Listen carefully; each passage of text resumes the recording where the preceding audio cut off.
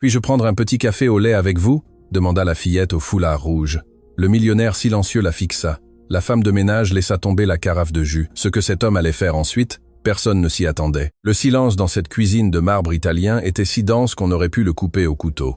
Espérance, une petite fille, un foulard rouge noué sur ses cheveux blonds, se tenait devant l'homme le plus puissant de la ville. Ses petites mains tenaient une tasse vide tandis que ses yeux brillaient d'une innocence désarmante. « Puis-je prendre un petit café au lait avec vous ?» Ces quelques mots suspendirent le temps. Maximilien Valois, l'industriel dont la fortune dépassait les rêves de n'importe quel mortel de la région, posa son journal sur la table. Son regard, habituellement froid comme l'acier de ses affaires, se posa sur cette petite créature qui avait osé lui adresser la parole sans permission. Dans ce vaste hôtel particulier, les employés ne parlaient que s'ils étaient interrogés, et leurs enfants encore moins.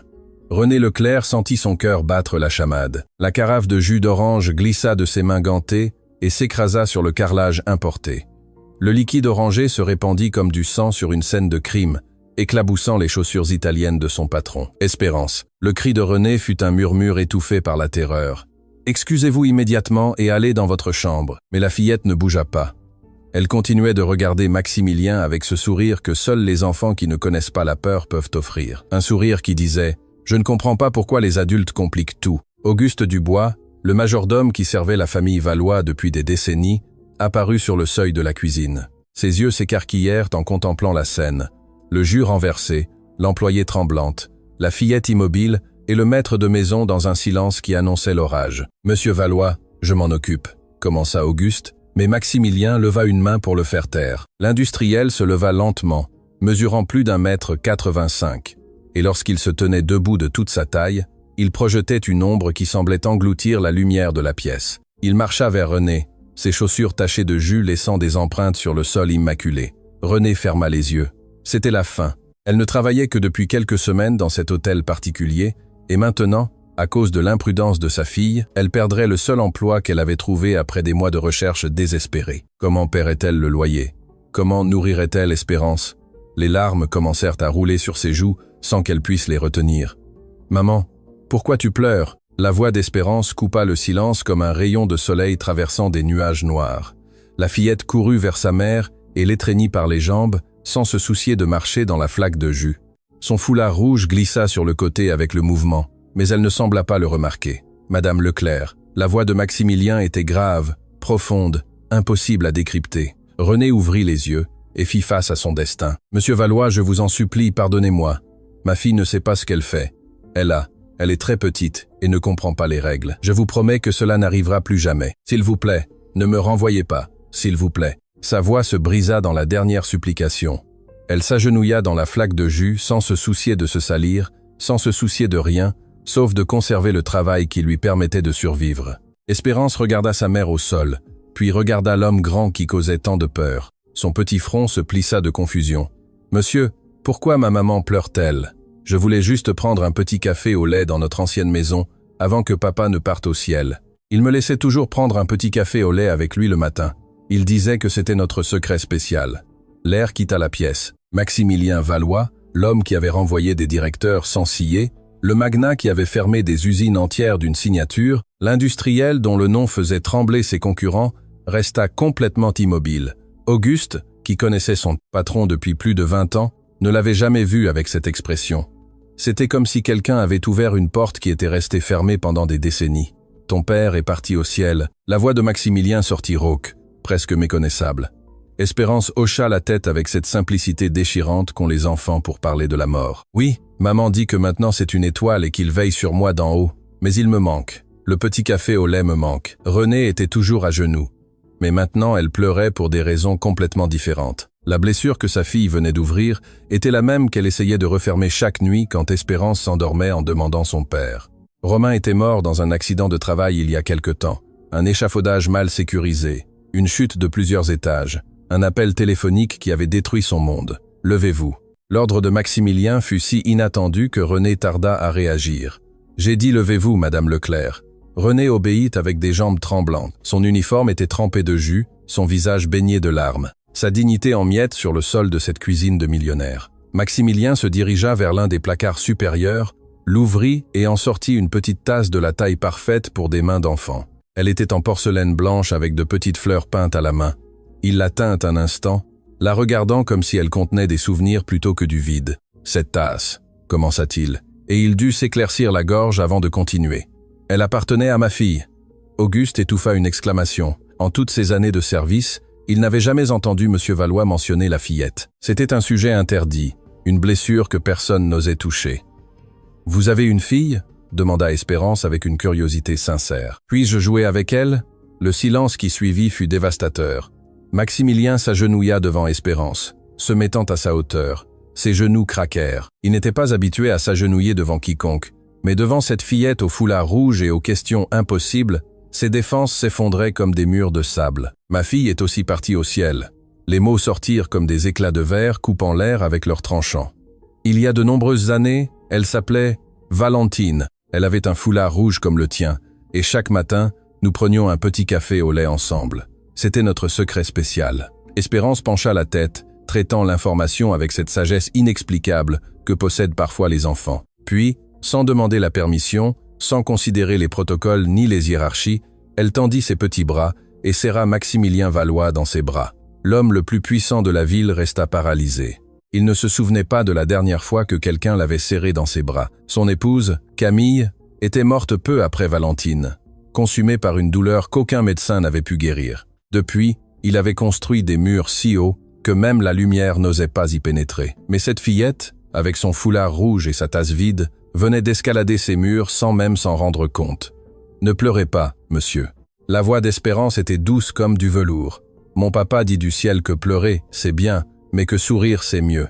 Votre fille aussi vous dit ça depuis les étoiles. » Maximilien Valois, le magnat implacable, l'homme d'affaires impitoyable, l'homme qui n'avait pas versé une larme depuis des années, sentit quelque chose se briser dans sa poitrine. Ce n'était pas de la douleur, c'était pire, c'était l'espoir. Et alors, sous le regard stupéfait de René, sous les yeux humides d'Auguste, devant le silence respectueux de cette cuisine tachée de jus, Maximilien Valois fit quelque chose que personne ne croyait possible. Il serra la fillette dans ses bras et pleura. Ce n'étaient pas des larmes silencieuses ou discrètes.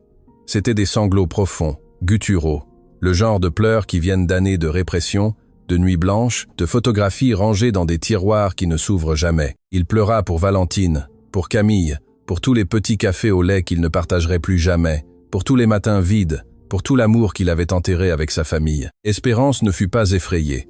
Elle continua simplement de le serrer dans ses bras, caressant maladroitement son dos avec ses petites mains. « Ça va, monsieur, tout va bien se passer. Ma maman dit toujours qu'après la pluie, le soleil revient. Vous saviez ça ?» À ce moment-là, la porte de la cuisine s'ouvrit en grand. Isabelle Delacroix, la sœur de Maximilien, entra comme une tempête parfaitement maquillée. Son élégance implacable et ses talons aiguilles contrastaient brutalement avec la scène qu'elle découvrit. Son frère à genoux, serrant dans ses bras la fille de l'employé, pleurant comme un enfant. « Qu'est-ce qui se passe ici ?» Sa voix était comme un seau d'eau glacée. Maximilien se tendit immédiatement, mais ne lâcha pas Espérance. Quelque chose avait changé en lui ces dernières minutes, quelque chose qu'il ne comprenait pas encore lui-même. « Isabelle, ce n'est pas le moment. » « Ce n'est pas le moment ?» Isabelle s'avança vers eux, ses talons résonnant sur le marbre comme des coups de feu. « Tu étreins la fille de la servante. Tu es devenu fou? Que vont penser les associés s'ils l'apprennent? Nous sommes à quelques jours de conclure l'affaire la plus importante de nos vies, et tu te ridiculises ici. » Renée voulut devenir invisible. Elle voulut que la terre s'ouvre et l'engloutisse. Elle prit la main d'Espérance, essayant de l'éloigner, mais Maximilien l'arrêta. « Lâchez-la. » Ce fut un ordre simple, direct, impossible à désobéir. Renée lâcha sa fille immédiatement. « Maximilien !» Isabelle commença, mais il se leva et lui fit face avec un regard qu'elle n'avait pas vu depuis des années. C'était le regard du frère qui avait bâti un empire, de l'homme qui n'acceptait pas un non comme réponse. « Cet enfant et sa mère restent. Et si tu as un problème avec ça, la porte est ouverte. » Isabelle recula comme si elle avait été frappée. « Tu ne peux pas être sérieux. Ce sont des employés.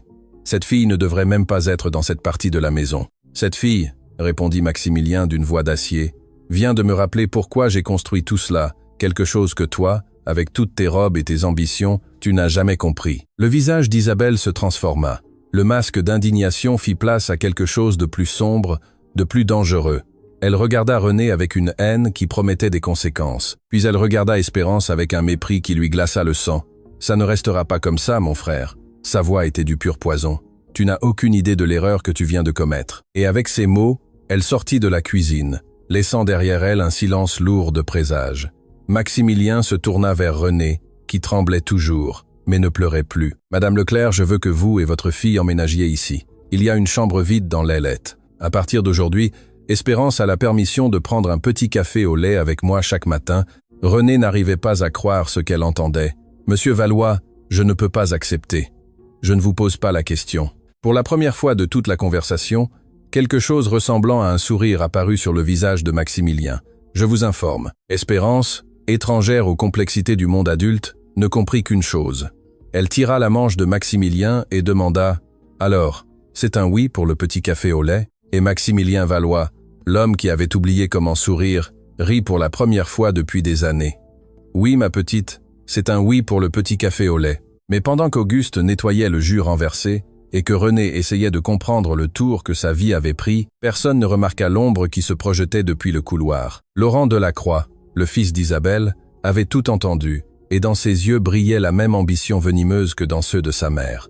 Cette famille venait de déclarer la guerre, et Espérance, avec son foulard rouge et sa tasse vide, était au centre du champ de bataille. Les premiers rayons de l'aube pénétraient par les fenêtres de l'aile, et lorsqu'Espérance ouvrit les yeux dans sa nouvelle chambre. C'était une pièce plus grande que tout l'appartement où elle avait vécu avec sa mère l'année précédente. Elle avait un lit à baldaquin, une armoire qui semblait sortie d'un conte de fées et une vue sur le jardin qui lui coupait le souffle. Mais rien de tout cela n'importait pour la fillette. La seule chose qui importait, c'est qu'aujourd'hui, elle prendrait un petit café au lait avec l'homme aux yeux tristes. Elle se leva d'un bond, ajusta son foulard rouge devant le miroir et courut pieds nus dans le couloir moquetté. Ses petits pieds faisaient à peine de bruit, mais son cœur battait avec la force d'un tambour de guerre. René l'intercepta avant qu'elle n'atteigne les escaliers. « Espérance, attends, tu ne peux pas y aller comme ça. Mais maman, monsieur Maximilien m'a promis un petit café au lait. » La mère s'agenouilla devant sa fille, réajustant le foulard qui s'était tordu avec la course. Ses mains tremblaient légèrement. Elle n'avait pas dormi de la nuit, repensant aux paroles d'Isabelle, à ce regard de haine qui promettait la destruction. « Je sais, mon amour, mais tu dois d'abord prendre ton petit déjeuner et je dois travailler.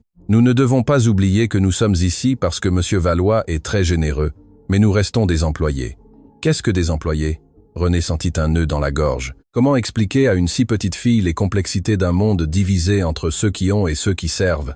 Cela signifie que nous aidons à garder cette maison belle et en ordre. C'est un travail très important. Espérance hocha la tête, bien qu'il fût évident qu'elle ne comprenait pas tout à fait. « Et après le travail, je peux prendre un petit café au lait ? » « Après le travail, mon chéri, mais le travail de ce jour serait tout sauf normal. » René descendit à la cuisine principale, où Auguste supervisait déjà les préparatifs du petit déjeuner. Le majordome la reçut avec un regard qui contenait un avertissement. « Madame Leclerc, j'ai besoin de vous parler. » Il la conduisit dans un coin isolé, loin des oreilles des autres employés, qui avaient déjà commencé à murmurer sur la nouvelle occupante de l'aile. « Madame Delacroix a passé des appels toute la nuit, » parla Auguste à voix basse, presque un murmure. « Je ne sais pas ce qu'elle manigance, mais je connais cette femme depuis qu'elle est enfant. Quand elle se sent menacée, elle attaque. Et vous, sans le savoir, vous êtes devenu son ennemi. Mais je n'ai rien fait. Peu importe ce que vous avez fait ou non, ce qui compte, c'est ce qu'elle perçoit. Et ce qu'elle perçoit, c'est que son frère, pour la première fois depuis des années, a montré de l'émotion. Cela l'effraie. Un Maximilien émotionnel est un Maximilien imprévisible, et elle a besoin de le contrôler pour ses propres fins. » René sentit le froid de la peur lui parcourir le dos. « Que devrais-je faire ?» Auguste la regarda avec quelque chose qui ressemblait à de la compassion. « Soyez invisible. Ne lui donnez aucune raison d'attaquer et surtout, gardez votre fille loin de toute situation qui pourrait être mal interprétée. » Mais être invisible était impossible quand Espérance décidait de briller. La matinée s'écoula avec une tension palpable dans l'air. René nettoya des chambres déjà impeccables. Elle polissa des surfaces qui brillaient comme des miroirs, tout en essayant de garder sa fille occupée avec des livres de coloriage dans la cuisine de service. Ce fut alors que Madame Geneviève fit son entrée. La matriarche de la famille Valois était une femme que le temps avait sculptée dans le marbre. Sa posture était impeccable, son regard perçant et sa présence remplissaient chaque pièce où elle mettait les pieds. Elle était arrivée sans prévenir, quelque chose qu'Auguste n'avait pas vu depuis des années. « Où est mon fils ?» Sa voix résonna dans le hall principal comme un lointain coup de tonnerre. Les employés se dispersèrent comme des souris devant un chat, et René eut l'impulsion de faire de même. Mais Espérance, qui avait suivi sa mère sans que celle-ci s'en rende compte, avait d'autres plans. « Bonjour, madame. » Madame Geneviève tourna lentement, comme si le simple fait d'être saluée par quelqu'un du personnel était une insulte à sa dignité. Ses yeux rencontrèrent la petite silhouette au foulard rouge et son expression se transforma. « Qui est cet enfant ?» René apparut en courant, la panique évidente sur chaque trait de son visage. « Madame, excusez-moi, ma fille ne devrait pas être ici. Espérance, viens avec moi tout de suite. » « Votre fille ?» La voix de Madame Geneviève s'aiguisa comme une lame. « Depuis quand les employés amènent-ils leurs enfants au travail? Quel genre de cirque mon fils dirige-t-il? Grand-mère, ça suffit. » Maximilien apparut en haut de l'escalier. Il avait entendu l'arrivée de sa mère et était descendu, préparé à l'affrontement qu'il savait inévitable. Ce à quoi il ne s'attendait pas, c'était de trouver Espérance en ligne de mire. Madame Geneviève se tourna vers son fils avec un sourire qui n'atteignait pas ses yeux. « Maximilien, mon cher, Isabelle m'a appelé hier soir, très inquiète. Elle m'a dit que tu avais perdu la tête, que tu logeais la fille d'une employée dans l'aile et de la maison. L'aile est, Maximilien, où se trouvait la chambre de Valentine. » Le nom de sa fille décédée sur les lèvres de sa mère fut comme un coup physique.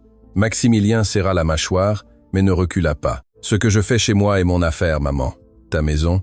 Madame Geneviève rit sans humour. « Cette maison, ton père l'a construite avec sa sueur et son sang. C'est le patrimoine des Valois, et je ne permettrai pas que la mémoire de ma petite fille soit souillée par cela. » Elle désigna Espérance d'un geste dédaigneux qui fit que René serra instinctivement sa fille dans ses bras. Cet enfant. Maximilien descendit les escaliers à pas mesurés, contrôlés, chacun résonnant comme une sentence. Elle m'a rappelé ce que j'avais oublié. Elle m'a rappelé que j'avais un cœur. Le cœur est une faiblesse que tu ne peux pas te permettre. Pas quand nous sommes sur le point de conclure la fusion avec le groupe Montaigne. As-tu idée de ce qui est en jeu? De combien de millions pourraient être perdus si tes associés pensent que tu es devenu sentimental? Les affaires sont les affaires, maman. Et ma vie personnelle est ma vie personnelle. Madame Geneviève fit un pas vers son fils, baissant la voix à un murmure que lui seul pouvait entendre. Mais René était suffisamment proche pour capter des fragments. « Si tu ne te débarrasses pas de cette femme et de sa fille avant le prochain gala, je ferai en sorte qu'elle n'ait plus aucun endroit où travailler dans toute la ville. » « Tu m'as comprise ?» Maximilien ne répondit pas. Sa mâchoire était si serrée que René craignit qu'il ne se brise les dents. Madame Geneviève s'écarta, reprenant son sourire social comme on met un masque. « Réfléchis, mon fils. Pense à tout ce que tu as construit. Vaut-il la peine de tout gâcher pour une employée et sa bâtarde? Ma fille n'est pas une bâtarde. » Les mots sortirent de la bouche de René avant qu'elle ne puisse les arrêter. Le silence qui suivit fut absolu, lourd, chargé d'électricité. Madame Geneviève se tourna vers elle avec une expression qui aurait gelé l'air. « Pardon? Vous venez de me hausser le ton ?» René tremblait, mais ne recula pas. Elle avait supporté des humiliations toute sa vie. Elle avait accepté des emplois dégradants. Elle avait enduré des patrons abusifs. Elle avait survécu à la mort de son mari avec à peine quelques sous en poche. Mais personne, absolument personne, n'insulterait sa fille. Mon mari est mort en travaillant pour nous nourrir. C'était l'homme le plus honnête que j'ai connu. Et Espérance est le fruit de cet amour. Je ne vous permettrai pas, à vous ou à quiconque, de l'appeler de cette manière. » Madame Geneviève resta momentanément sans voix. Personne de toute sa vie ne lui avait parlé ainsi, et encore moins une simple femme de ménage. « Maximilien !» Sa voix trembla de rage contenue. « Renvoie cette femme immédiatement ou les conséquences seront catastrophiques. » Tous les yeux se tournèrent vers l'industriel. René sentit que le monde s'arrêtait. C'était le moment de vérité qui pesait le plus pour Maximilien Valois. Le lien inattendu avec une fillette au foulard rouge ou des décennies de pression familiale et des millions d'affaires. Maximilien regarda sa mère, puis il regarda René, qui serrait Espérance contre sa poitrine comme pour la protéger du monde. Et enfin, il regarda la fillette, dont le foulard rouge brillait comme une flamme d'espoir au milieu de l'obscurité. « Maman !» Sa voix était calme, mais ferme comme un roc. « La porte est derrière toi. » Le visage de Madame Geneviève se décomposa. Qu'as-tu dit? J'ai dit que si tu ne peux pas respecter les personnes qui vivent sous mon toit, alors tu n'es pas la bienvenue ici. Je suis ta mère. Et elle désigna Espérance. C'est une enfant qui a perdu son père et qui a eu le courage de demander un café à un étranger. Cela demande plus de courage que tu n'en as montré de toute ta vie. Madame Geneviève le regarda comme si elle ne le reconnaissait pas et, d'une certaine manière, c'était le cas. Le fils obéissant, l'héritier parfait, l'homme d'affaires calculateur, avait disparu. À sa place se tenait un homme qui avait finalement décidé de vivre selon ses propres termes. Ça ne restera pas comme ça, Maximilien. Ne pense pas une seconde que ça restera comme ça. Elle pivota sur ses talons et sortit de l'hôtel particulier, laissant derrière elle un silence lourd de présage. Espérance, qui était restée silencieuse pendant tout l'affrontement, tira la manche de sa mère. « Maman, pourquoi la dame était-elle si fâchée? J'ai fait quelque chose de mal ?» René s'agenouilla, serrant sa fille contre elle. « Non, mon amour. Tu n'as rien fait de mal. Certaines personnes ont simplement oublié comment être gentilles. Maximilien s'approcha d'elle, s'agenouillant également pour être à la hauteur d'Espérance. Ta mère a raison. Tu n'as rien fait de mal et maintenant, si je ne me trompe pas, quelqu'un m'a promis un petit café au lait. Le sourire d'Espérance illumina la pièce. Oui, un petit café au lait. Mais tandis que les trois se dirigeaient vers la cuisine, personne ne remarqua les silhouettes qui observaient depuis le premier étage. Isabelle et Laurent avaient tout vu. Tu as vu ça? Laurent serrait la balustrade si fort que ses phalanges étaient blanches. Grand-père doit se retourner dans sa tombe. Isabelle sourit. Mais ce n'était pas un sourire de bonheur, c'était le sourire d'une prédatrice qui venait d'identifier la faiblesse de sa proie. Patience, mon fils. Mon frère vient de commettre la plus grande erreur de sa vie et nous allons nous assurer qu'il le paie. Qu'as-tu en tête? Isabelle regarda là où son frère disparaissait avec l'employé et sa fille. Cette femme a un passé, tout le monde en a un. Nous avons juste besoin de trouver le bon secret et tout ce château de cartes s'écroulera. Et la fille? Les yeux d'Isabelle brillèrent d'un éclat dangereux. La fille est la clé. Mon frère s'est attaché à elle parce qu'elle lui rappelle Valentine. Imagine ce qui se passerait s'il découvrait que tout était un plan depuis le début, que la mère l'a entraîné à l'approcher. Mais ce n'est pas vrai. La vérité. Isabelle caressa la joue de son fils avec une fausse tendresse. C'est ce que nous décidons qu'elle est. Nous avons juste besoin des bonnes preuves, et je sais exactement comment les obtenir. Pendant ce temps, dans la cuisine, Maximilien servait du café dans la petite tasse de porcelaine fleurie. La même tasse qui avait appartenu à Valentine, la même tasse qui n'avait pas été touchée depuis des années. « Avec du sucre ?» demanda-t-il, sentant une étrange chaleur dans sa poitrine. « Beaucoup de sucre », répondit Espérance avec sérieux. « Mon papa disait que le café sans sucre, c'est comme un câlin sans tendresse. » Maximilien s'arrêta, la cuillère suspendue au-dessus de la tasse. « Ton père était un homme sage. C'était le meilleur papa du monde. Enfin, après vous. » René faillit s'étouffer avec son propre café. Espérance. Mais Maximilien leva une main en souriant. Le premier sourire sincère que René lui avait vu. « Après moi, c'est une grande responsabilité. Vous pouvez, » assura Espérance avec une conviction totale. « Je vais vous aider. » Et à ce moment-là, quelque chose changea définitivement. Maximilien Valois ne le savait pas encore, mais il venait de trouver une raison de vivre. Malheureusement, il venait aussi de peindre une cible sur le dos des deux personnes qui le rendaient le plus vulnérable. Et dans l'ombre, les loups affûtaient leurs crocs. Isabelle Delacroix savait que pour détruire quelqu'un, il ne fallait ni armes ni violence. Il suffisait de la bonne information entre de mauvaises mains, et elle avait des contacts dans tous les recoins sombres de la ville. Quelques jours après l'affrontement avec Madame Geneviève, Isabelle se trouvait dans son bureau privé, un espace minimaliste au dernier étage de la tour Vendôme. Devant elle, assis avec le malaise de celui qui sait qu'il fait quelque chose d'indu, se trouvait Germain Lefebvre, un détective privé dont la morale avait un prix. « Avez-vous trouvé quelque chose ?» La voix d'Isabelle était froide comme le marbre de son bureau. Germain ouvrit un dossier et fit glisser plusieurs documents vers elle. Renée Leclerc, veuve, son mari, Romain Leclerc, est mort dans un accident de travail à la société de construction de la Vallée il y a quelque temps. L'affaire a été classée comme accident, mais quoi? Il y a eu un procès. La veuve a poursuivi la société pour négligence. Elle a allégué que les mesures de sécurité étaient insuffisantes, que l'échafaudage était défectueux. Les yeux d'Isabelle brillèrent d'un intérêt renouvelé. Et qu'est-il arrivé à la poursuite? Elle l'a perdu. L'avocat de la société a réussi à prouver que Romain avait ignoré les protocoles de sécurité. La veuve s'est retrouvée sans indemnisation et avec une dette juridique considérable. C'est malheureux, mais cela ne me sert à rien. Germain sourit avec l'expression de celui qui garde le meilleur pour la fin. Patience, Madame Delacroix. Le plus intéressant arrive maintenant. Devinez qui était le propriétaire de la société de construction de la Vallée à l'époque. Isabelle fronça les sourcils, traitant l'information. Le groupe Valois. Votre frère, madame. Votre frère était le propriétaire de l'entreprise où est mort le mari de cette femme. Le silence qui suivit fut absolu. Isabelle se pencha en arrière dans sa chaise, un lent sourire se répandant sur son visage comme du poison se déversant sur de l'eau cristalline. Donc, l'employé que mon frère vient d'accueillir sous son toit est la veuve d'un homme qui est mort en travaillant pour lui. Exactement. Et il y a plus. La société de construction a fermé peu après l'accident. Selon mes sources, votre frère a personnellement ordonné la fermeture. Il n'a jamais donné d'explication publique. Isabelle se leva et marcha vers la grande fenêtre qui dominait toute la ville. De cette hauteur, les gens ressemblaient à des fourmis, insignifiantes, faciles à écraser. « C'est parfait », murmura-t-elle. « Absolument parfait. Qu'avez-vous en tête, madame ?» La bonne question, Germain, est « Qu'est-ce que cette femme a en tête ?» Elle se tourna vers le détective avec une expression calculatrice. « Pensez-y. Son mari meurt en travaillant pour mon frère. Elle perd le procès. Elle est ruinée, et des années plus tard, elle finit mystérieusement par travailler dans le manoir Valois. Sa fille approche le propriétaire avec une histoire de petit café au lait et de père mort. Coincidence? Vous suggérez qu'elle a tout planifié? Je suggère que nous allons faire en sorte que tout le monde le croie.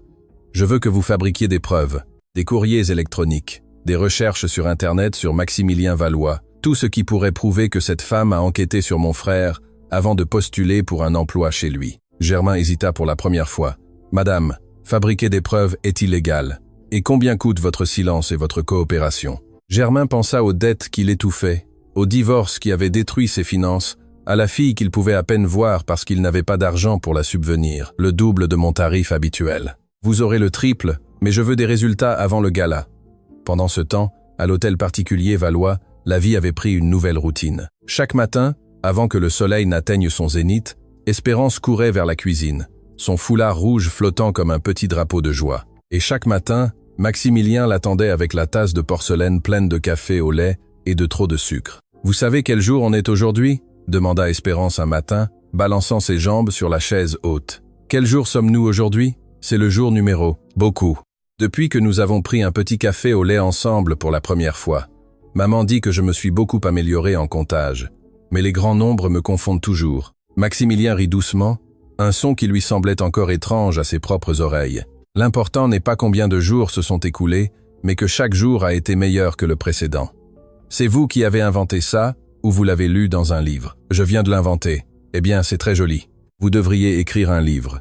René observait ses interactions depuis la porte, partagées entre la gratitude et la terreur. Chaque sourire que sa fille arrachait à Maximilien était un miracle qu'elle n'osait pas remettre en question. Mais elle savait aussi que les miracles ne durent pas éternellement, surtout quand des loups rôdent. Cet après-midi-là, Auguste la trouva dans le jardin, taillant des roses qui n'avaient pas besoin d'être taillées. C'était sa façon de garder ses mains occupées quand son esprit ne cessait de courir. « Madame Leclerc, j'ai besoin de vous parler. » René se redressa, s'essuyant les mains sur son tablier. « Est-ce qu'il s'est passé quelque chose ?»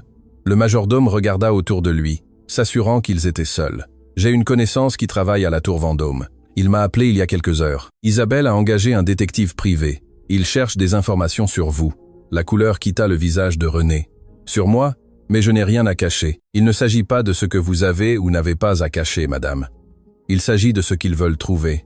Ou pire encore, de ce qu'ils veulent inventer. » René sentit le monde vaciller sous ses pieds. Elle s'appuya sur le mur du jardin pour ne pas tomber. Toutes les nuits d'insomnie, toutes les peurs qu'elle avait essayé de faire taire, prenaient soudainement une forme concrète. « Monsieur Valois le sait ?» Auguste secoua la tête. « Je ne veux pas l'inquiéter sans avoir toutes les informations, mais vous devez être préparé. S'il trouve quelque chose, n'importe quoi qu'il puisse utiliser contre vous, mon mari. » Les mots sortirent de René comme des éclats de verre. Est mort en travaillant pour une entreprise qui appartenait à Monsieur Valois. Le silence d'Auguste fut plus éloquent que n'importe quelle réponse. Je ne le savais pas quand j'ai commencé à travailler ici. Je le jure sur la vie de ma fille. Je ne connaissais même pas le nom du propriétaire de la société de construction. Je savais seulement que mon mari était mort et que personne ne voulait me donner de réponse. Vous n'avez jamais cherché à savoir qui était responsable. Les larmes commencèrent à rouler sur les joues de René. Avec quel temps? Avec quel argent? J'avais une petite fille à nourrir, un loyer à payer, et le monde entier me disait que la mort de Romain était de sa faute.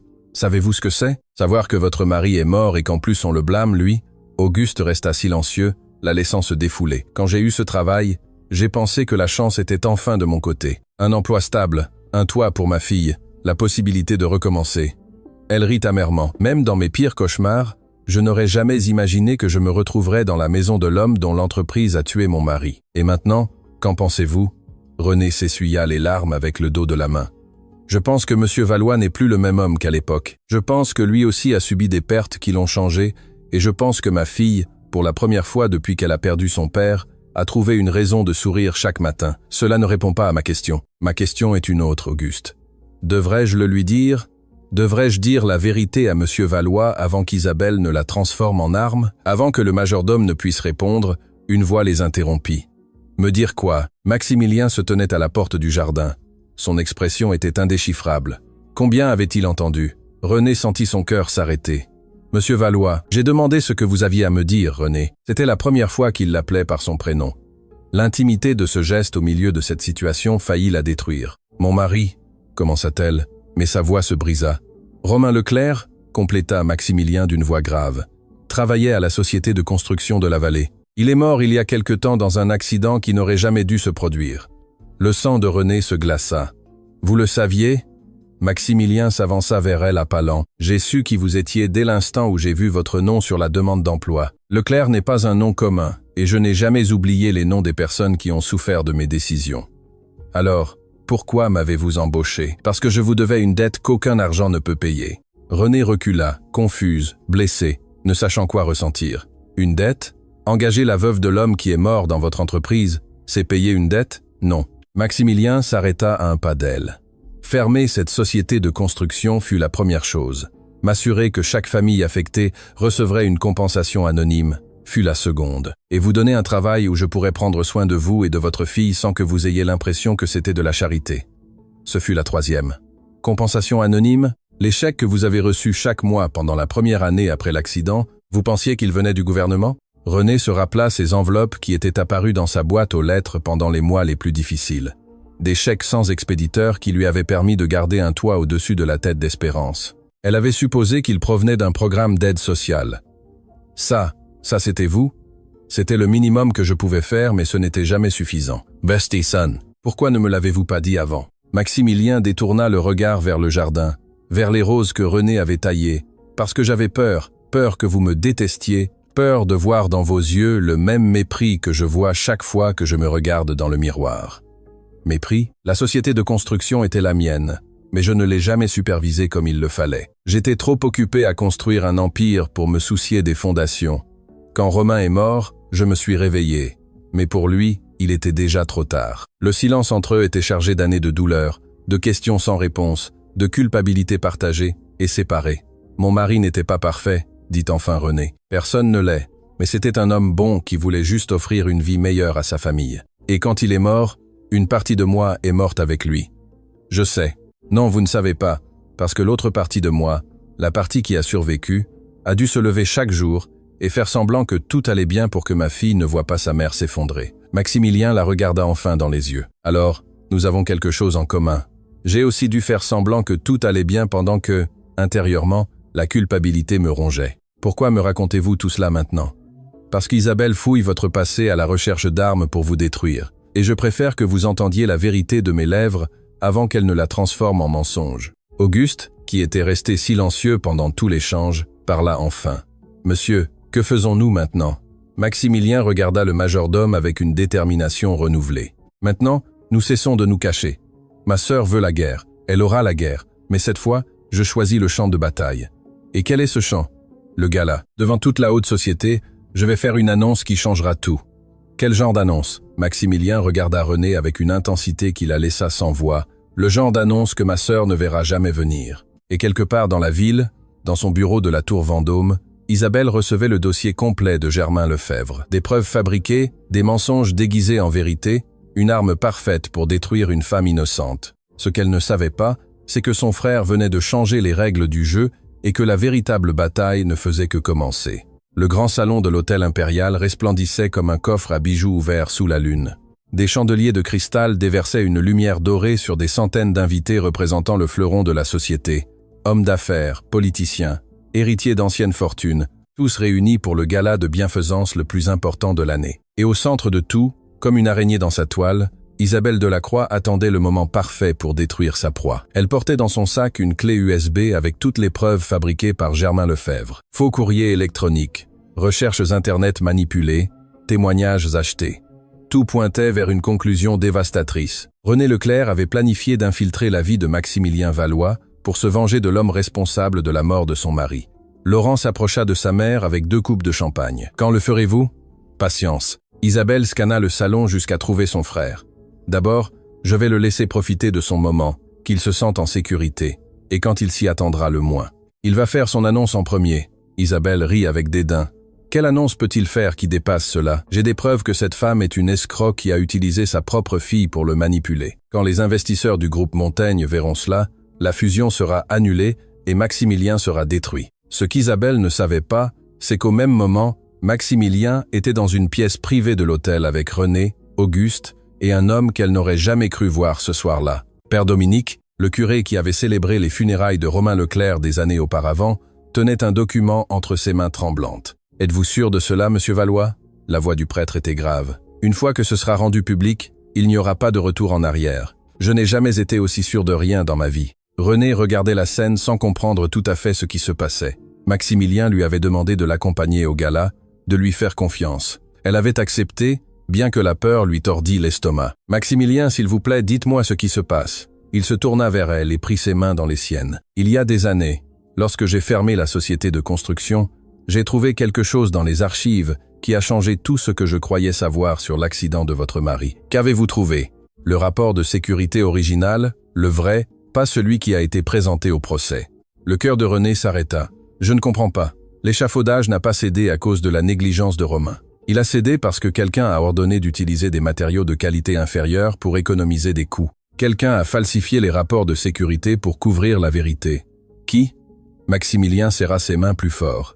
Le gérant de la société de construction à l'époque était un homme nommé Oswald Mercier. Il a détourné des fonds de sécurité pour ses propres poches et a falsifié des documents pour le couvrir.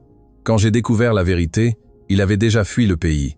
Et pourquoi n'avez-vous rien dit? Pourquoi avez-vous laissé blâmer Romain? La douleur dans les yeux de Maximilien était sincère, parce que lorsque je l'ai découvert, vous aviez déjà perdu le procès. Mes avocats m'ont dit que rouvrir l'affaire ne ferait que prolonger votre souffrance sans garantie de justice, que Mercier se trouvait dans un pays sans extradition, qu'il valait mieux laisser tomber. Vous les avez crus? Je les ai crus parce que c'était plus facile que d'affronter la vérité, parce que j'étais un lâche qui préférait envoyer des chèques anonymes plutôt que de vous regarder dans les yeux et de vous demander pardon. Les larmes roulaient sur les joues de René. Des années à croire que son mari avait été néglige, des années à porter une culpabilité qui ne lui appartenait pas, à répondre aux questions d'Espérance sur la raison pour laquelle son père n'avait pas été plus prudent. Mon mari était innocent. Les mots sortirent comme un murmure brisé. Votre mari était un héros. Et ce soir, le monde entier le saura. Auguste s'éclaircit la gorge. Monsieur, il est presque l'heure. Maximilien hocha la tête et se tourna vers Père Dominique. Tout est prêt. Les documents sont authentifiés. Le témoignage des travailleurs survivants a été vérifié. Et le prêtre fit une pause. Y a-t-il autre chose? Autre chose? Père Dominique sortit une enveloppe jaunie de sa mallette. Romain me l'a remise quelques jours avant l'accident. Il m'a demandé de la garder et de ne l'ouvrir que s'il lui arrivait quelque chose. Je n'ai jamais trouvé le bon moment pour vous la remettre, René. Mais je crois que ce soir est ce moment. René prit l'enveloppe de ses mains tremblantes. Son nom était écrit dans la calligraphie inimitable de son mari. Elle ouvrit l'enveloppe et trouva une lettre et un petit enregistrement audio. « Lisez-la après », suggéra Maximilien doucement. « D'abord, nous avons une bataille à gagner. » Le grand salon battait son plein lorsque Maximilien Valois monta sur scène. Le murmure des conversations s'éteignit progressivement tandis que tous les yeux se tournaient vers l'industriel le plus puissant de la région. Isabelle sourit de sa table. C'était le moment parfait. Elle laisserait son frère dire ce qu'il avait à dire, puis elle le détruirait devant tout le monde. « Bonsoir », commença Maximilien, sa voix résonnant clairement dans les haut-parleurs. « Merci de nous avoir rejoints pour ce gala de bienfaisance. Mais avant de poursuivre les festivités, je dois faire une annonce personnelle. » Le silence était absolu. Même le tintement des verres n'interrompait pas l'attente. Il y a des années, j'étais propriétaire d'une entreprise de construction. Sous ma supervision, un accident a coûté la vie à un homme nommé Romain Leclerc. Des murmures de surprise parcoururent le salon. Isabelle fronça les sourcils. Que faisait son frère? Pendant des années, j'ai permis que la mémoire de cet homme soit entachée d'accusations de négligence. J'ai permis que sa veuve porte une culpabilité qui ne lui appartenait pas, et j'ai permis que la vérité reste enterrée parce que c'était plus pratique pour moi. Maximilien fit une pause, cherchant René parmi le public. Elle se tenait à côté d'Auguste, les larmes silencieuses coulant sur son visage. Ce soir, ça s'arrête. Un écran géant s'alluma derrière lui, affichant des documents, des photographies, des témoignages, les preuves de la corruption d'Oswald Mercier, les rapports falsifiés, les déclarations des travailleurs survivants. Romain Leclerc n'est pas mort par sa propre négligence. Il est mort parce qu'un homme corrompu a décidé que sa vie valait moins que quelques sous économisés sur les matériaux de sécurité. Et moi, en tant que propriétaire de cette entreprise, j'ai failli à le protéger. Le salon éclata en murmures. Des journalistes qui avaient été invités commencèrent à prendre des notes frénétiquement. Des caméras qui étaient censées être éteintes s'animèrent soudainement. Isabelle se leva, le visage décomposé par la fureur. « Qu'est-ce que tu crois faire ?» siffla-t-elle vers la scène, bien que personne ne pût l'entendre. « J'ai établi un fonds de compensation pour la famille Leclerc et pour toutes les familles touchées par les pratiques de cette société de construction, continua Maximilien. J'ai également engagé des enquêteurs pour localiser Oswald Mercier et le traduire en justice, peu importe où il se cache. Il fit une autre pause, et cette fois, sa voix s'adoucit. Mais il y a quelque chose de plus important que l'argent ou la justice légale. Il y a quelque chose qu'aucun fonds ne peut acheter. Il descendit de la scène et marcha vers l'endroit où se trouvait René. Les invités s'écartaient sur son passage comme la mer devant un navire. Lorsqu'il arriva devant elle, il s'agenouilla.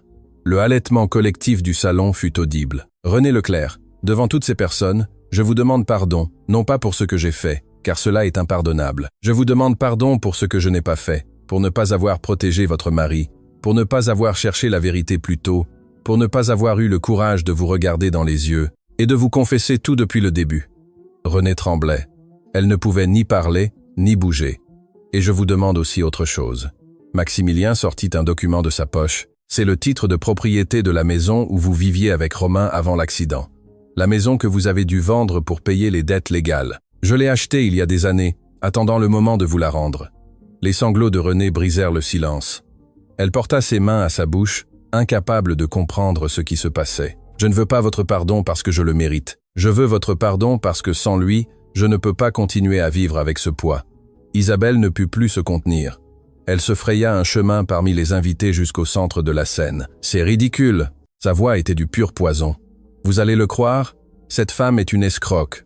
J'ai des preuves qu'elle a tout planifié depuis le début. Elle a enquêté sur mon frère. Elle a entraîné sa fille à le manipuler. Elle a infiltré sa maison avec un plan de vengeance. Elle sortit la clé USB et l'agita en l'air. Tout est là. Des courriers électroniques, des recherches, des témoignages. Vest. Cette femme n'est pas une victime. C'est une chasseuse de fortune qui a utilisé la mort de son mari pour... Isabelle. La voix de Maximilien l'interrompit avec un calme mortel. Avant que tu ne continues à te déshonorer, tu devrais savoir quelque chose.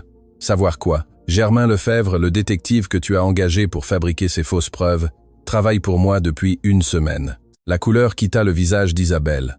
Tu croyais que je ne le saurais pas? Tu croyais que tu pouvais comploter contre moi dans ma propre ville sans que je le sache? Maximilien sortit son téléphone et fit jouer un enregistrement. La voix d'Isabelle remplit le salon. Père, ou tu me donnes ce qui me revient ou le monde entier saura ce que tu as fait. Ton choix. Le silence qui suivit fut dévastateur. Isabelle regarda autour d'elle. Des centaines d'yeux l'observaient avec horreur, mépris, dégoût. Les mêmes associés avec lesquels elle avait prévu de s'allier la regardaient comme un insecte. Maximilien, je peux expliquer. Il n'y a rien à expliquer, Isabelle. Tu as essayé de détruire une femme innocente par ambition. Tu as sali la mémoire d'un homme qui est mort en travaillant honnêtement. Et tu as démontré que tu n'as pas une goutte de la décence que notre père a tenté de nous enseigner. Je voulais juste protéger la famille. Tu voulais te protéger toi-même et ton accès à ma fortune. Mais c'est fini. Maximilien se tourna vers les invités. À partir de ce soir, Isabelle Delacroix n'a plus aucune relation avec le groupe Valois et quiconque fait affaire avec elle le fait à ses propres risques. Laurent tenta de s'approcher de sa mère, mais Madame Geneviève, qui était restée silencieuse pendant toute la scène, l'arrêta d'un geste. « Laisse-la, Laurent, ta mère a creusé sa propre tombe. » Isabelle chercha du soutien dans les yeux de sa mère, mais ne trouva que de la déception. « Maman, tu étais d'accord. J'étais d'accord pour protéger les intérêts de la famille, pas pour fabriquer de fausses preuves contre une veuve innocente. Il y a une différence, Isabelle, une différence que tu n'as manifestement jamais comprise. » Isabelle recula, vaincue, humiliée, sans dire un mot de plus, elle pivota sur ses talons et s'enfuit du salon, suivie par les regards de mépris de toute la haute société. Laurent la suivit, mais avant de sortir, il se retourna avec une expression qui promettait que ce n'était pas fini. Lorsque les portes se refermèrent derrière eux, Maximilien se tourna vers René. « Je suis désolé. Je sais que ce n'est pas la soirée tranquille que je vous avais promise. » René, tremblant encore, retrouva enfin sa voix. « Mon mari était innocent tout ce temps. Il était innocent. Il l'a toujours été. » Elle regarda l'enveloppe qu'elle tenait encore dans ses mains. La lettre de Romain, les mots qu'il avait laissés pour elle avant de mourir. « J'ai besoin de lire ça. » Maximilien hocha la tête. « Prenez tout le temps qu'il vous faut. » Et tandis que René s'éloignait vers un coin privé du salon, avec le dernier message de son mari entre ses mains, quelque chose changea dans l'air. La vérité était enfin apparue, mais comme dans toute guerre, la victoire de cette bataille ne signifiait pas la fin du conflit. Quelque part dans la ville, Laurent Delacroix jurait vengeance, et la lettre de Romain contenait un secret que personne, absolument personne, n'attendait. René trouva refuge sur une petite terrasse de l'hôtel impérial, loin de l'agitation du gala qui se poursuivait sans elle. La brise nocturne caressait son visage tandis qu'elle tenait l'enveloppe jaunie comme l'objet le plus fragile de l'univers. Ses mains tremblaient tellement qu'il lui fallut plusieurs tentatives pour sortir la lettre. Le papier était froissé par le temps, mais l'écriture de Romain restait claire, ferme, si vivante que, l'espace d'un instant, René put imaginer qu'il était là, écrivant ces mots devant elle. Elle respira profondément et commença à lire. « Ma chère René, si tu lis ceci, cela signifie que mes soupçons étaient corrects et qu'il m'est arrivé quelque chose. Pardonne-moi de ne pas te l'avoir dit avant, mais j'avais besoin de te protéger, toi et notre petite Espérance, de la vérité. Il y a des semaines, j'ai découvert quelque chose à la société de construction qui m'a empêché de dormir. Les matériaux que nous utilisons ne sont pas ceux qui figurent dans les rapports. Quelqu'un vole de l'argent et met en danger la vie de tous les travailleurs. J'ai des preuves, des documents que j'ai copiés en secret, des photographies des matériaux réels comparés à ce qu'ils devraient être. J'ai essayé de parler au gérant, Oswald Mercier, mais il fait partie du problème. Quand je lui ai montré ce que j'avais trouvé, il m'a menacé. Il a dit que si je parlais, il s'assurerait que je ne retravaillerais jamais dans cette ville, que personne ne croirait un simple ouvrier contre sa parole. Mais je ne peux pas me taire, mon amour. Chaque jour que je passe sur ces échafaudages, je sais que je risque ma vie et celle de mes collègues. C'est pourquoi j'ai décidé de faire quelque chose qui me coûtera peu, être tout. Demain, je vais porter les preuves aux autorités. Un inspecteur du ministère du Travail a accepté de me rencontrer en secret. Il s'appelle Gaston Bernard. S'il m'arrive quelque chose, cherche-le. Il connaît la vérité. René, si tu lis ceci, je veux que tu saches que chaque décision que j'ai prise était en pensant à toi et à Espérance. Je veux que notre fille grandisse dans un monde où les hommes comme Mercier ne peuvent pas s'en tirer. Je veux qu'elle sache que son père n'était pas un lâche. Je t'aime plus que les mots ne peuvent l'exprimer. Tu es la lumière de ma vie, et Espérance est le miracle que le ciel nous a offert. Prends soin d'elle pour nous deux. Apprends-lui à être courageuse, à défendre ce qui est juste, même si cela coûte, à ne jamais baisser la tête devant l'injustice. Et quand je lui manquerai, dis-lui que papa prend un petit café au lait dans les nuages, attendant le jour où nous serons à nouveau ensemble. À toi pour toujours, Romain. Les larmes tombaient sur le papier, estompant quelques mots, mais René ne pouvait s'arrêter. Elle lut la lettre une fois, 2 fois, 3 fois, chaque lecture révélant de nouvelles couches de douleur et d'amour entrelacées. Son mari n'était pas mort par négligence. Il était mort parce qu'il essayait de faire ce qui était juste. Il était mort en héros. De ses mains tremblantes, elle sortit le petit enregistrement audio qui accompagnait la lettre. C'était un vieil appareil, comme ceux qu'on utilisait avant que les téléphones ne fassent tout. Elle appuya sur le bouton de lecture et la voix de Romain remplit la nuit. « Mon amour, c'est moi. J'enregistre ceci parce que j'ai besoin que tu entendes ma voix si jamais tu doutes de ce que je t'ai écrit. Les preuves sont cachées dans notre maison. Derrière le tableau de notre mariage, il y a une boîte métallique avec tout, documents, photographies, même un enregistrement où Mercier admet ce qu'il fait. Promets-moi que s'il m'arrive quelque chose, tu utiliseras cela pour laver mon nom, pas pour moi, mais pour Espérance. Je veux que notre fille sache que son père est mort en luttant, pas en tombant. » L'enregistrement s'arrêta brusquement, ne laissant que le silence de la nuit. René porta l'appareil à sa poitrine, sanglotant d'un mélange de douleur et de révélation. Tout ce temps, les preuves étaient cachées dans leur ancienne maison, la maison qu'elle avait dû vendre, la maison que Maximilien lui avait maintenant rendue. René. La voix de Maximilien la fit sursauter. Il se tenait à la porte de la terrasse, son expression mêlée d'inquiétude et de respect. « Pardon, je ne voulais pas interrompre. Je voulais juste m'assurer que vous alliez bien. » Elle s'essuya les larmes du revers de la main. Romain savait. Il savait ce qui se passait à la société de construction. Il a essayé de le dénoncer, et c'est pour ça qu'ils l'ont tué. Ils l'ont tué. Ce n'était pas un accident. La voix de René était ferme maintenant, renforcée par la vérité. Romain avait des preuves contre Mercier. Il allait les remettre à un inspecteur nommé Gaston Bernard, et, commodément, il est mort la veille du rendez-vous. Maximilien traita l'information, son visage se durcissant à chaque mot. « Vous dites que Mercier ? Je dis que mon mari a été réduit au silence, et que les preuves pour le prouver sont cachées dans la maison que vous venez de me rendre. » L'industriel sortit son téléphone immédiatement. « Auguste, j'ai besoin que vous envoyiez une équipe de sécurité à l'ancienne maison des Leclerc tout de suite. Personne n'entre ni ne sort avant que nous arrivions. » Tandis que Maximilien passait des appels, René leva les yeux vers le ciel étoilé. Quelque part, parmi ces lumières lointaines, elle imagina Romain souriant, enfin en paix, car sa vérité était sur le point d'être révélée. Ce qu'aucun des deux ne savait, c'est que quelqu'un d'autre avait entendu la conversation.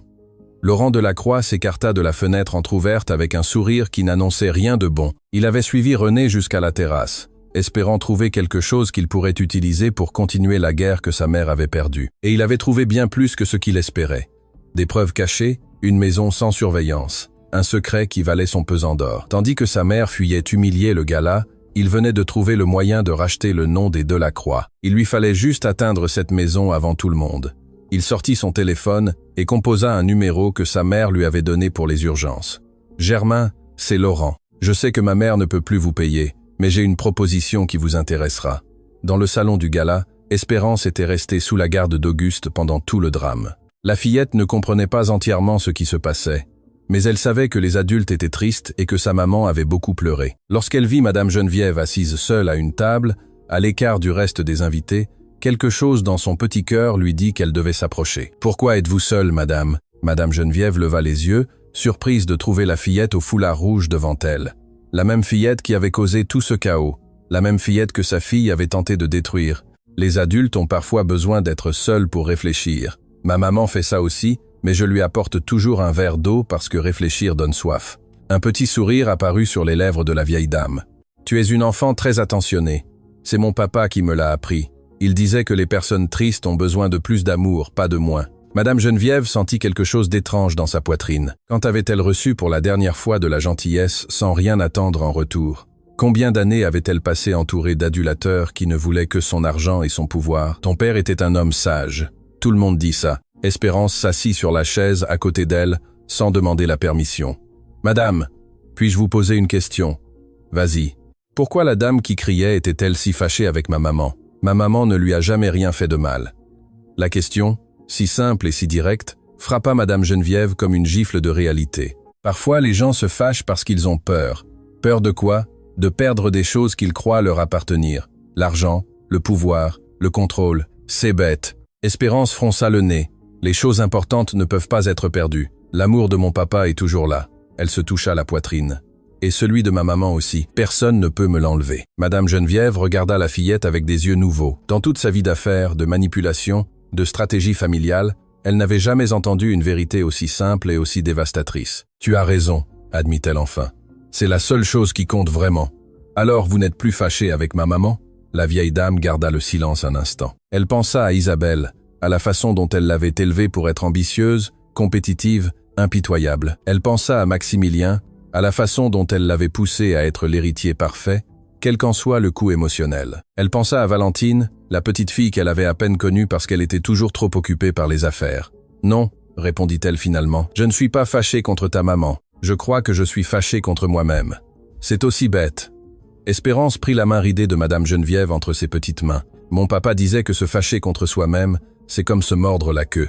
Ça ne fait que vous faire tourner en rond sans arriver nulle part. » Pour la première fois depuis des décennies, Madame Geneviève rit, un rire authentique, libérateur, qui l'a surpris elle-même. « Tu sais quoi? Ton père avait tout à fait raison. » À ce moment-là, René et Maximilien retournèrent au salon. René s'arrêta net, en voyant sa fille assise à côté de la matriarche, qui, quelques heures auparavant, avait exigé son renvoi. « Espérance, viens ici. Mais maman, Madame Geneviève et moi parlons de choses importantes. » « Madame Geneviève ?» René regarda la vieille dame avec prudence. Madame Geneviève se leva avec une dignité qui semblait différente de l'arrogance d'avant. « Madame Leclerc, je crois que je vous dois des excuses. » Le silence à table était palpable. Ce que j'ai dit sur votre fille était impardonnable. J'ai agi sur des préjugés qui n'avaient aucun fondement. Cet enfant, elle regarda Espérance avec quelque chose qui ressemblait à de la tendresse. M'a rappelé des vérités que j'avais oubliées il y a longtemps. René ne savait que dire. La journée avait été une montagne russe d'émotions, et ce dernier tour la laissait sans voix. « Je ne vous demande pas de me pardonner, » continua Madame Geneviève. « Je vous demande seulement l'opportunité de vous connaître, vous et votre fille, tel que vous êtes réellement, sans jugement, sans attente. » Maximilien observait la scène avec étonnement. Sa mère, la femme de fer qui ne s'excusait jamais, qui n'admettait jamais ses erreurs, s'humiliait devant une femme de ménage. Tout cela grâce aux paroles d'une fillette au foulard rouge. Maman dit oui. Espérance tirait la main de sa mère. Madame Geneviève me plaît bien, elle sent les biscuits à la vanille. Malgré tout, René ne put s'empêcher de sourire. D'accord, Espérance, d'accord. Mais tandis que la paix semblait enfin possible, à plusieurs kilomètres de là, Laurent Delacroix arrivait à l'ancienne maison des Leclerc. Les lumières étaient éteintes. Il n'y avait aucun signe de l'équipe de sécurité que Maximilien avait ordonné. Ils étaient arrivés trop tard ou peu, être l'ordre n'avait-il jamais été exécuté correctement. Laurent força la porte arrière et entra dans l'obscurité. « Le tableau de mariage », murmura-t-il, se souvenant des mots qu'il avait entendus. Derrière le tableau de mariage. Ses mains parcoururent les murs jusqu'à trouver le cadre. Il le décrocha avec soin et trouva exactement ce qu'il cherchait, une petite porte cachée dans le mur. À l'intérieur, il y avait une boîte métallique rouillée. Laurent l'ouvrit avec des doigts anxieux, des documents jaunis, des photographies floues et un vieil enregistrement. Les preuves qui incriminaient Oswald Mercier, les preuves qui pouvaient laver le nom de Romain Leclerc, mais aussi les preuves qui, entre de mauvaises mains, pouvaient détruire Maximilien Valois pour toujours. Car parmi ces documents, il y avait quelque chose que personne ne s'attendait à trouver, une lettre avec le sceau officiel de la famille Valois et une signature que Laurent reconnut immédiatement. La signature de son grand-père, le père de Maximilien et Isabelle, le fondateur de tout l'Empire. Laurent sourit dans l'obscurité. Cela changeait absolument tout. Laurent Delacroix contemplait les documents éparpillés sur la table de son appartement. Comme un général étudie la carte d'une bataille décisive. Il avait passé toute la nuit à lire chaque page, chaque ligne, chaque mot écrit de la calligraphie impeccable de son grand-père, le fondateur de l'Empire valois. Et ce qu'il avait trouvé était de la dynamite pure. La lettre était datée de nombreuses années auparavant, écrite peu avant le décès du patriarche. Elle était adressée à Oswald Mercier et son contenu était dévastateur. Cher Oswald, je suis confiant que les ajustements que nous avons convenus pour les matériaux de construction resteront entre nous. L'économie de coûts est substantielle et bénéficiera énormément à l'entreprise. Je comprends tes préoccupations concernant la sécurité, mais je t'assure que les risques sont minimes. Si les protocoles de base sont suivis, tu trouveras ci-joint ta compensation pour la discrétion. Rappelle-toi, ce que nous construisons ensemble doit rester dans l'ombre pour que l'Empire brille au soleil. Avec mes salutations, Albert Valois. Laurent lut la lettre pour la 10e fois, savourant chaque mot comme du miel empoisonné. Son grand-père, le grand Albert Valois, l'homme dont le portrait était accroché dans le hall du manoir familial, le patriarche que tous vénéraient comme un saint des affaires, avait été complice de la corruption qui causa la mort de Romain Leclerc. Non seulement Oswald Mercier était coupable, mais le fondateur de l'Empire l'était aussi, et Maximilien n'en avait aucune idée. Le téléphone de Laurent vibra. C'était un message de Germain Lefebvre. « Vous avez trouvé ce que vous cherchiez ?» Laurent sourit en tapant sa réponse. « J'ai trouvé beaucoup plus. Préparez-vous. Nous allons détruire mon oncle une fois pour toutes. » Pendant ce temps, à l'hôtel particulier Valois, l'aube apportait une paix qu'aucun de ses habitants n'avait ressentie depuis longtemps. Espérance avait insisté pour préparer le petit déjeuner elle-même, bien que préparer signifiait principalement superviser. Tandis qu'Auguste faisait tout le travail, la fillette portait son foulard rouge avec fierté, comme une couronne. « Monsieur Maximilien, puis-je vous poser une question importante ?» L'industriel leva les yeux de son café, rencontrant ses yeux d'enfant qui avaient changé sa vie. « Bien sûr, ma petite, les questions importantes sont les meilleures. Vous aimez ma maman ?» Le silence qui suivit fut si profond qu'on pouvait entendre les battements de cœur. René, qui entrait à ce moment-là dans la cuisine, s'arrêta net. Ses joues se colorèrent d'une rougeur qu'elle ne put dissimuler. Maximilien regarda la fillette, puis la mère, et enfin revint vers Espérance avec une honnêteté qui le surprit lui-même. « Votre maman est une femme extraordinaire. Elle est courageuse, elle est forte, elle est bonne. Et oui, Espérance, je l'aime beaucoup. » Espérance hocha la tête avec la satisfaction de celui qui vient de confirmer une théorie scientifique. « Je le savais, parce que vous la regardez comme mon papa regardait maman, avec des yeux de cœur. » René ne savait si elle devait rire ou pleurer. « Espérance, mon amour, ce sont des choses d'adultes. Les adultes compliquent tout. » La fillette descendit de sa chaise et marcha vers sa mère, lui prenant la main. Puis elle marcha vers Maximilien et prit la sienne aussi. « Mais moi, j'ai déjà arrangé ça. Maintenant, vous êtes amis de cœur, comme mon papa voulait. » « Comme ton papa voulait ?» René fronça les sourcils. Espérance sortit quelque chose de la poche de son tablier. C'était un papier plié, froissé par le temps et l'usage. « Je l'ai trouvé dans la boîte que monsieur le curé nous a donnée. Il était collé derrière la grande lettre. Il y a mon nom, maman. Papa m'a aussi écrit à moi. » René sentit ses jambes fléchir. Maximilien se leva immédiatement pour la soutenir tandis qu'Espérance dépliait le papier de ses petites mains. « Je ne sais pas lire tous les mots, » admit la fillette. « Tu me la lis, maman ?» De ses mains tremblantes, René prit le papier. Elle reconnut l'écriture de Romain instantanément, mais cette fois, c'était différent. Ce n'était pas l'écriture formelle de la lettre pour adultes, c'était l'écriture tendre avec des dessins dans les marges que Romain utilisait quand il écrivait des petits mots à sa fille. « Ma petite Espérance, si tu lis ceci, cela signifie que papa a dû partir au ciel avant l'heure. Pardonne-moi de ne pas pouvoir être là pour te voir grandir, pour t'apprendre à faire du vélo, pour chasser les monstres sous ton lit.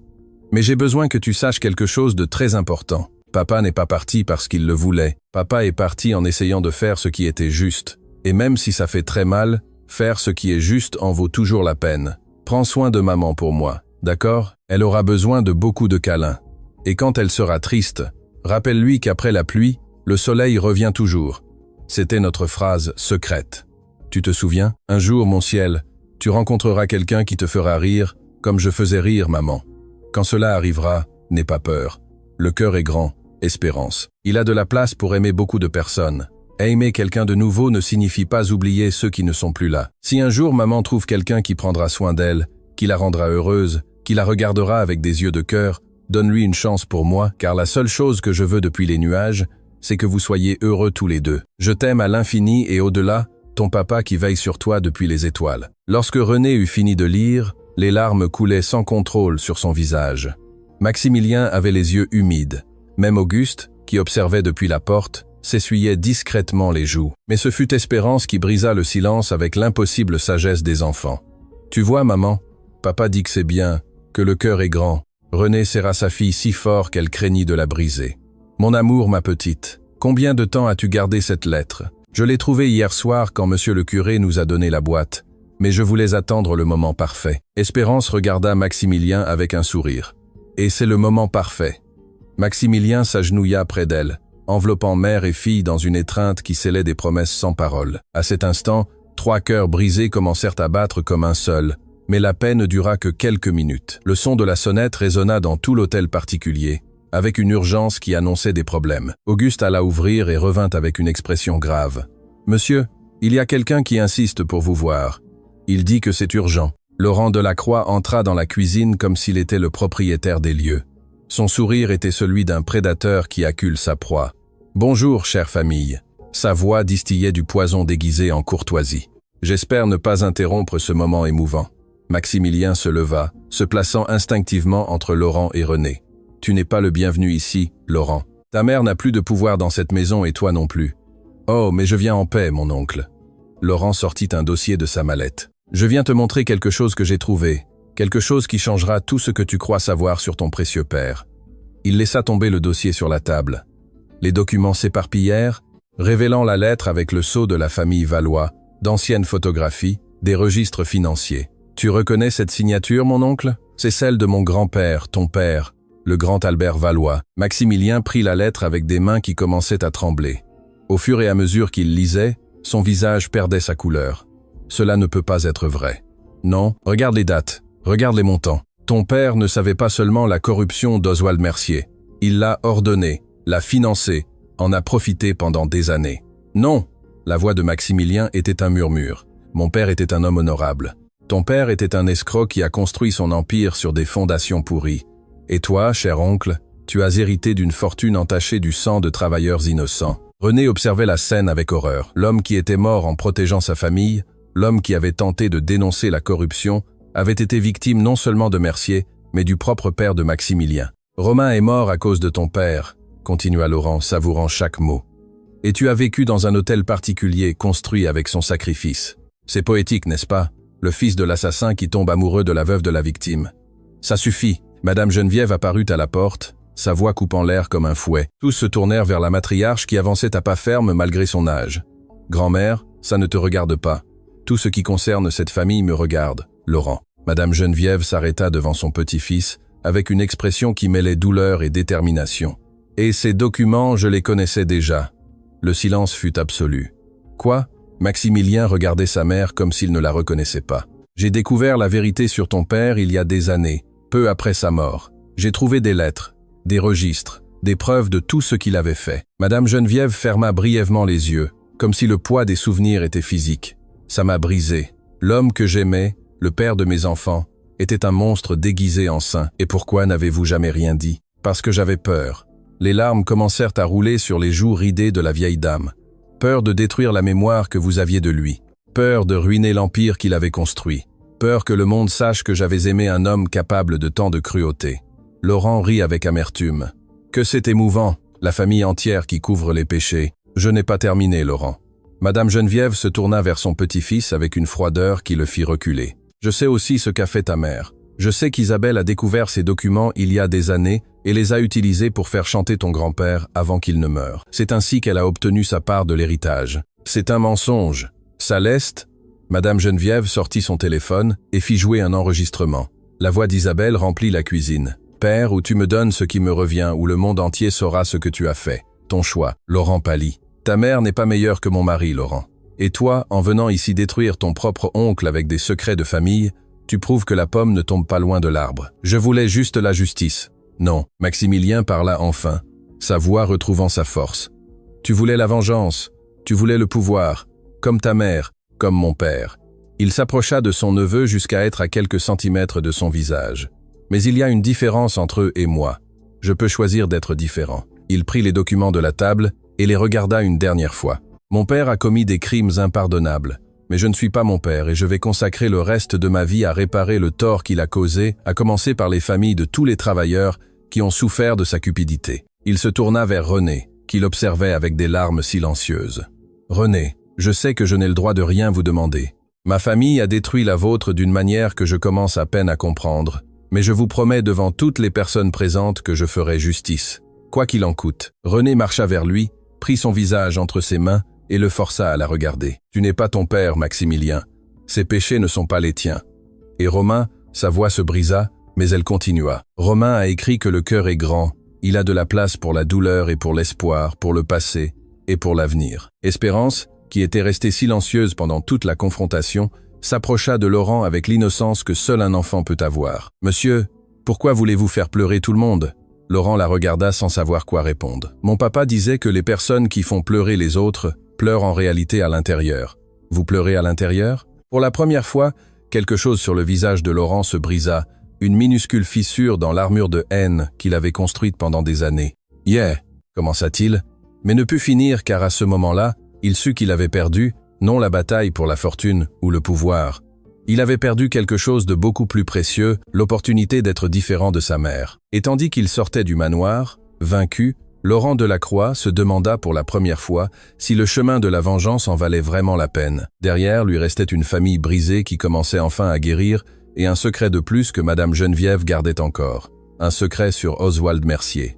Un secret qui allait tout changer une fois de plus. Madame Geneviève demanda à tout le monde de s'asseoir. Son visage, normalement sculpté dans la pierre, montrait les fissures de décennies de secrets gardés. Le moment était venu de libérer le dernier. « Ce que je vais vous raconter changera tout », commença-t-elle. Sa voix n'était qu'un filet. « Mais je ne peux plus porter ça seul. » Maximilien, René, Espérance et Auguste l'observaient en silence.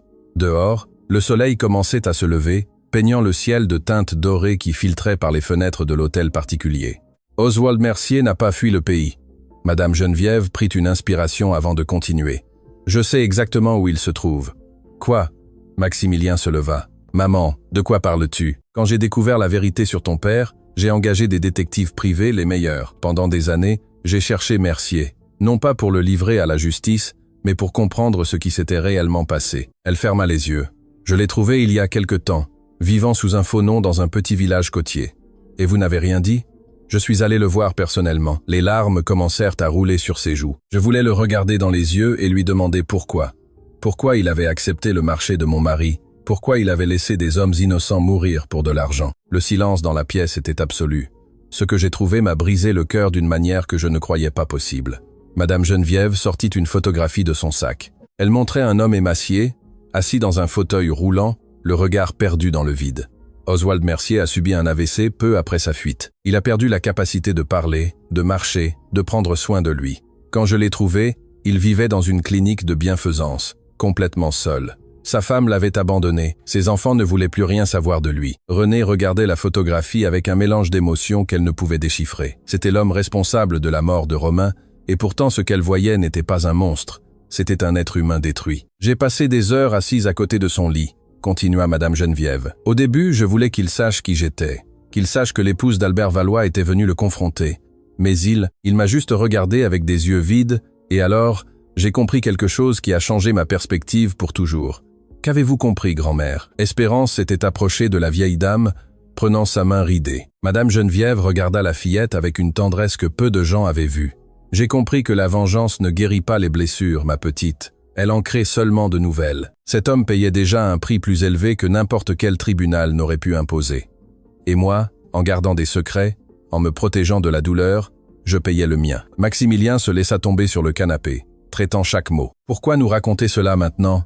parce que cette famille a vécu trop longtemps dans l'obscurité, parce que René mérite de connaître toute la vérité, et parce que elle regarda Espérance. Parce qu'une fillette au foulard rouge m'a appris que l'amour n'a pas besoin de secrets pour s'épanouir. Elle se leva avec effort et marcha vers René, s'agenouillant devant elle avec une humilité que personne n'attendait. « René Leclerc, mon mari a détruit votre famille. Mon silence a prolongé votre souffrance. Je n'ai pas le droit de vous demander pardon, mais je le fais quand même. Non pas pour moi, mais pour mes petits-enfants, pour mon fils, pour l'opportunité de construire quelque chose de nouveau sur les cendres de ce que ma famille a détruit. » René regarda la femme qu'il avait autrefois appelée intruse, qui avait exigé son renvoi, qui avait menacé de la détruire, et vit quelque chose qu'elle ne s'attendait pas à trouver. L'humanité. Le pardon, dit René lentement. Ce n'est pas quelque chose que l'on demande, c'est quelque chose qui se construit jour après jour avec des actions. Elle prit les mains de Madame Geneviève entre les siennes. Mais je suis prête à essayer pour Espérance, pour Maximilien et pour moi-même. Madame Geneviève sanglota, un son que personne dans cette maison n'avait jamais entendu. La matriarche de fer se permettait enfin d'être vulnérable. Quelque temps plus tard, l'hôtel particulier Valois avait subi une transformation qui allait au-delà du physique. Le portrait d'Albert Valois ne trônait plus dans le hall principal. À sa place, était accrochée une photographie différente. René, Maximilien et Espérance, prise le jour où ils sont officiellement devenus une famille. Espérance portait son foulard rouge comme toujours et tenait la petite tasse de porcelaine fleurie qui avait autrefois appartenu à Valentine. Maximilien avait tenu sa promesse. Avec l'aide de Gaston Bernard, l'inspecteur que Romain avait contacté avant de mourir, il avait créé une fondation dédiée à indemniser toutes les familles touchées par les pratiques corrompues de l'ancienne société de construction, mais il ne s'arrêta pas là. La fondation Romain Leclerc, comme il l'avait nommée, finançait également des programmes de sécurité au travail dans tout le pays. « Votre mari a sauvé plus de vies par son sacrifice que nous ne le saurons jamais », dit Maximilien à René lors de l'inauguration du premier centre de formation. « Cette fondation est son héritage, et notre engagement à ce qu'aucune famille ne vive ce que vous avez vécu. » Isabelle Delacroix avait disparu de la vie publique. Certains disaient qu'elle avait déménagé dans un autre pays, d'autres qu'elle vivait recluse dans une petite maison loin de la ville. Le fait est qu'elle avait tout perdu, sa fortune, sa position sociale et, le plus douloureux, la relation avec son propre fils. Car Laurent, après ce matin dans le manoir, avait pris une décision qui surprit tout le monde. Il s'était présenté à la porte de Maximilien quelques semaines après l'affrontement, sans l'arrogance qui l'avait caractérisé.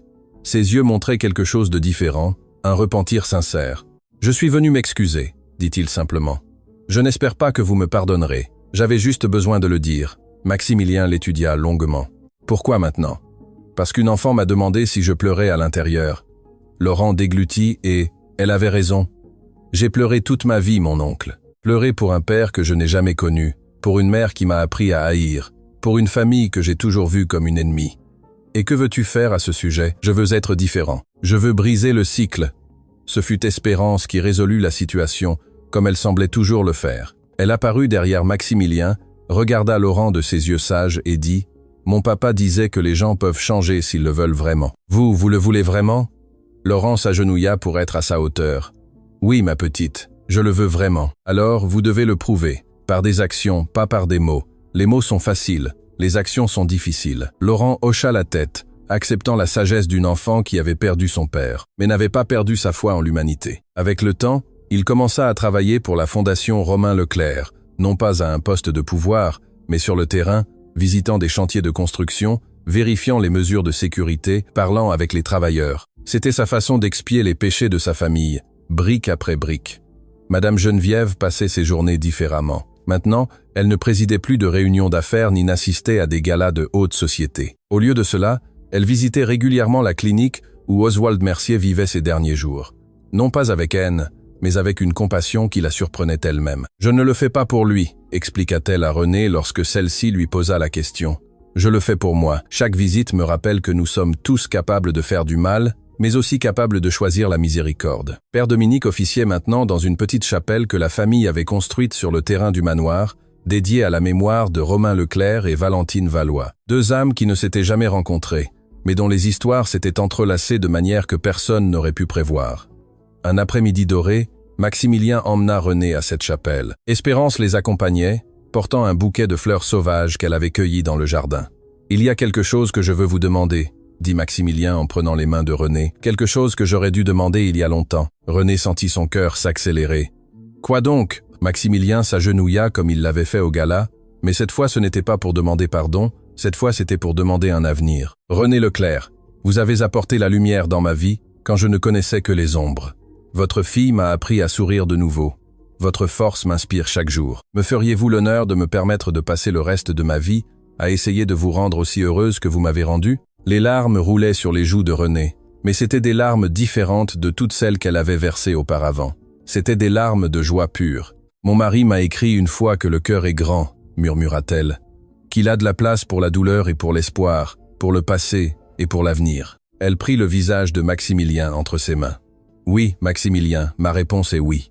Espérance sauta de joie, son foulard rouge flottant comme un drapeau de victoire. Je le savais, je savais que vous alliez être une famille de cœur. Cette nuit-là, sous les étoiles qu'Espérance insistait être son père, et Valentine veillant sur eux d'en haut. La famille partagea son premier café ensemble, non pas dans la cuisine du manoir, mais dans le petit jardin de la chapelle, entouré de fleurs et de promesses. Maximilien servit le café dans la tasse de porcelaine fleurie. Espérance ajouta le sucre. Trop, comme toujours. Et René tint la tasse entre ses mains, sentant la chaleur qui en émanait. « Tu sais quel jour on est aujourd'hui, maman ?» demanda Espérance. « Quel jour sommes-nous, mon amour ?»